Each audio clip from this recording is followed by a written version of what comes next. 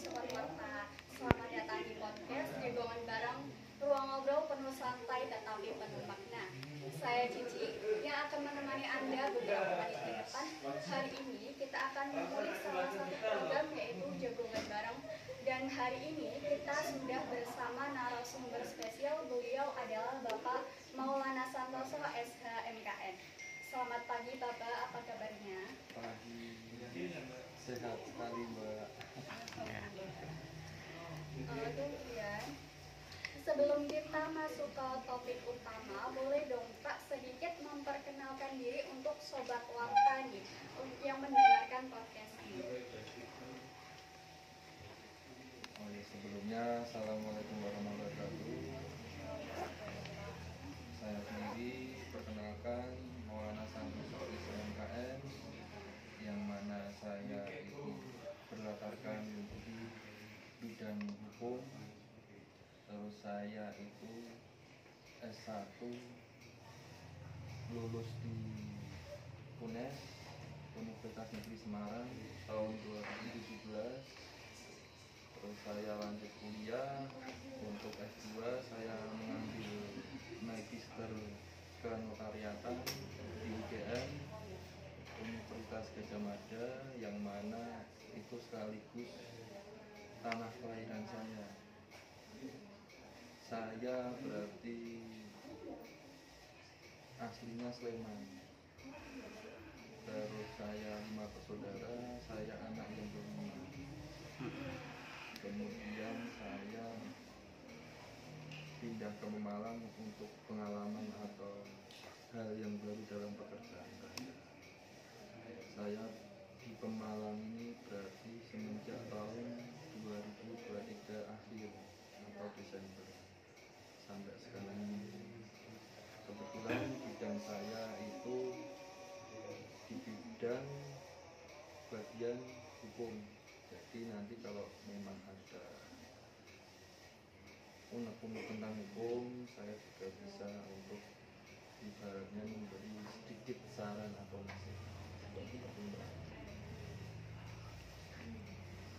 Baik Pak, kemudian berikutnya bisa nggak diceritakan sedikit nih tentang perjalanan karir Bapak? Waduh, kalau karir bingung saya Mbak, karirnya apa ya?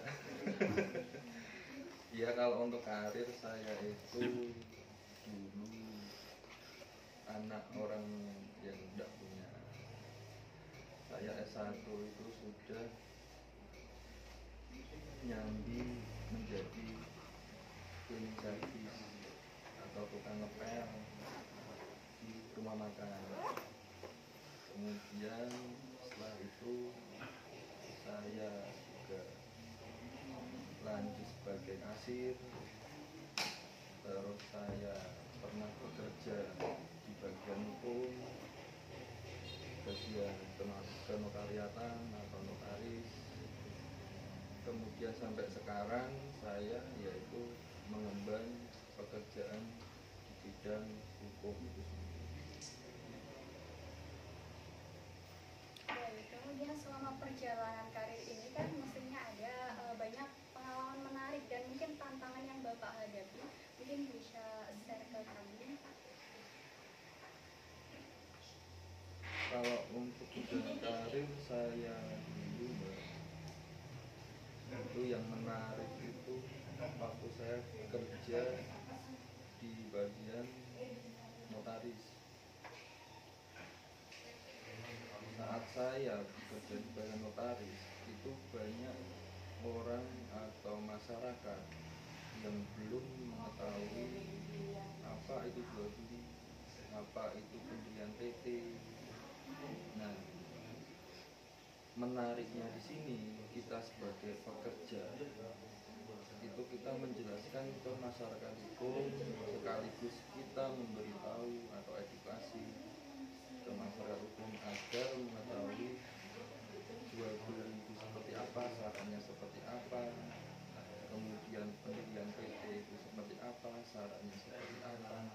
Nah, yang mungkin saya share ini singkat aja ya Mbak. Untuk pendirian PT itu kan memang problematika kita masing-masing, terutama di bagian masyarakat yang ingin mendirikan PT. Mereka justru belum tahu, hanya mengetahui sekedar judul, saya pengen mendirikan PT A, tapi mereka belum tahu akibat ibunya, kalau PT itu seperti apa, kemudian struktur dalam PT itu seperti apa, modal yang diperlukan dalam PT itu berapa. Mungkin saya bisa share sedikit tentang PT. Jadi PT itu merupakan badan hukum. Badan hukum itu adalah di mana harta kekayaan dalam orang yang mendirikan badan hukum itu akan dipisah dengan harta kekayaan pribadi. Maksudnya seperti apa? Semisal A mendirikan PT, dia sudah menyetor modal ke PT itu sebesar 10 juta. Nah, berarti aset dalam PT itu terdiri dari 10 juta itu aja. Nanti PT itu terjadi permasalahan hukum, atau dia ada utang ke B atau C, jadi B atau C itu hanya bisa menuntut ke aset PT aja, nggak bisa menuntut ke harta pribadi A itu. Jadi harta pribadi itu tidak akan ngikut untuk melunasi utang-utang PT itu. Itulah yang dimaksud badan hukum. Dan dalam PT itu minimal 2 orang pemegang saham atau pendiri PT. Dan sekarang ini bisa saja yang namanya PT perorangan, hanya 1 orang aja yang mendirikan. Nah, dulu masih 2 orang. Terus terkait modal PT itu sekarang minimal 10 juta. 10 juta kita bisa mendirikan atau mendapatkan legalitas PT itu sendiri. Kemudian PT itu yang terdiri dari strukturnya direktur dan komisaris, itu minimal harus ada 2 tersebut dalam PT biasa. Kalau PT perorangan yang hanya 1 orang aja, gimana ini? Karena ada kebijakan undang-undang cipta kerja, itu berarti PT perorangan bisa didirikan hanya seorang direktur aja. Nah, itu kemungkinan apa yang bisa saya sampaikan, untuk lebih singkatnya aja seperti itu. Nanti lebih detailnya mungkin bisa ngobrol di lain waktu ya, begitu. Baik. Kemudian yang ini kan sedang viral terkait dengan koperasi Merah Putih ini Pak. Tentu dalam proses pendiriannya itu seperti apa sih Pak? Dan kebetulan ini kan Bapak Maulana Santoso diberikan amanat untuk pendirian Desa Merah Putih ini.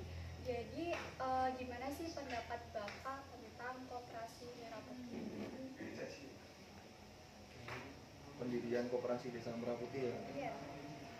Bukan pendirian desa yang mendirikan bukan saya, Bang. Nah, ini kan berarti sudah menjadi informasi umum ya. Saya ini kemarin kan dapat amanat untuk mendirikan atau mengesahkan legalitas koperasi Desa Merah Putih. Nah, di situ memang kebijakan dari pusat yang memang pendirian koperasi Desa Merah Putih itu harus segera dilaksanakan dan dipercepat. Maka orang-orang atau yang dapat amanat untuk mendirikan atau mengesahkan legalitas koperasi Desa Merah Putih itu harus siap untuk tantangan itu, percepatan itu.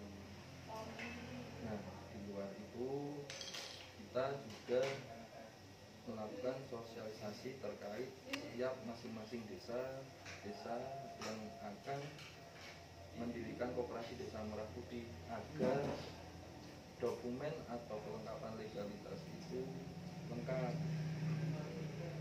Nah, alhamdulillahnya untuk sampai saat ini koperasi Desa Merah Putih di bagian Pemalang itu sudah 100%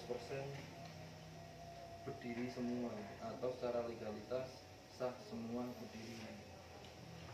Jadi untuk koperasi Desa Merah Putih khususnya di bagian Pemalang itu sudah selesai, dan masing-masing desa bisa menjalankan bidang usaha masing-masing koperasi desa Merah Putih, yang mana di situ bagian usahanya banyak banget Mbak. Kita ikut saja dari Kementerian Koordinator Pangan waktu itu yang mengeluarkan surat keputusan itu. Nah, kalau untuk problem atau permasalahan dalam pendirian koperasi desa Merah Putih mungkin hanya terkait jarak atau akses ke desa-desa yang masih kita menjangkaunya itu susah. Contohnya ke bagian selatan yang itu kita akses jalannya itu harus sedikit mengeluarkan effort ya, jalannya terjal, ya ibaratnya wis ngeri lah ya jalannya. Paling cuma itu aja. Kalau kita untuk koordinasi dengan pihak-pihak desa itu kita bisa menyampaikan dan desa bisa menerima dengan cepat. Nah, maka dari itu ya alhamdulillah untuk koperasi desa Merah Putih sudah berjalan semua, sudah clear semua.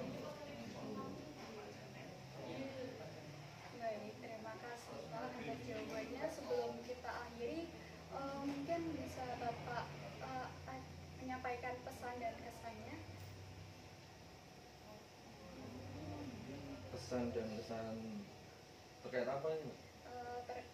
Pesan dan kesan untuk masyarakat umum aja. Oh ya, pesan dan kesannya kalau untuk saya pribadi selaku orang yang menggeluti di bidang hukum, kalau untuk masyarakat secara umum, kalau memang mau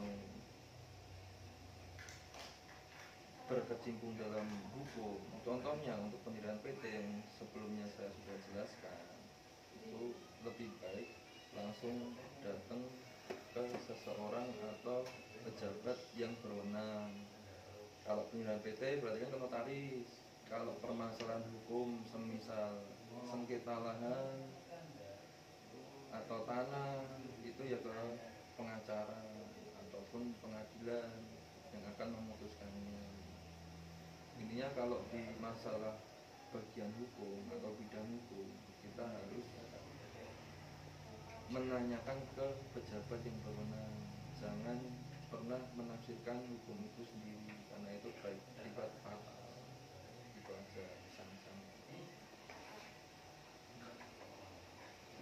Terima kasih banyak atas penjelasan dan kesempatan untuk berbagi pengalaman dan pengetahuannya Bapak Koperasi Merah Putih ini. Semoga jawaban ini dapat memberikan manfaat bagi pendengar maupun penonton. Saya pamit undur diri, jangan lupa like, komen, dan subscribe. Wassalamualaikum